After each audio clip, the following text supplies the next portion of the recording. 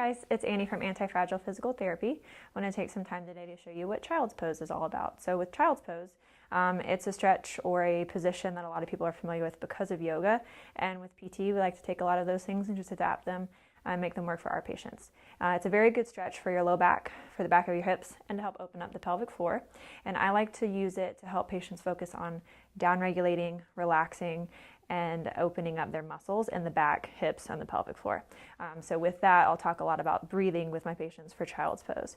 So to get into the stretch, you can start off in hands and knees or in a tall kneeling position. Either way, you're going to kind of sink down with your knees wider than your hips. So you open your knees up away from each other. Your feet are just flat down on the floor. And then you sink your hips back on top of your heels. If they can touch thigh to calf here, or butt to heels, that's fine. If not, that's okay too. Just sink down as low as you feel comfortable. And then you reach out with your hands to reach into this relaxing stretch.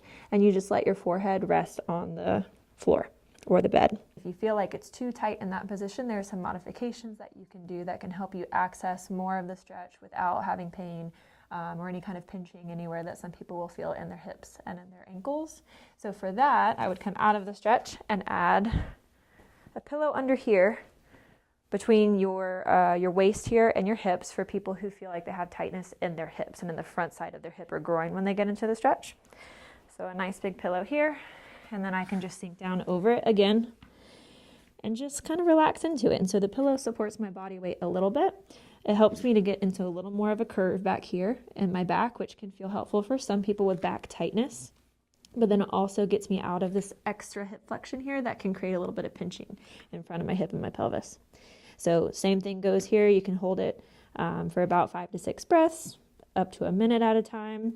Really, as long as it feels good. There's not a lot of rules with Child's Pose. If it feels good, you can use it as meditation, just kind of a relaxing exercise. So after this one, we can use this pillow to also help with knee pain.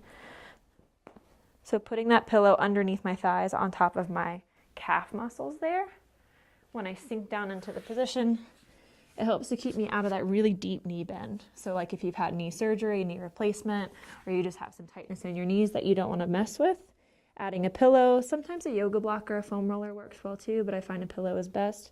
Holding that pillow there is just going to help keep you out of that deep knee bend and make the stretch more accessible for you.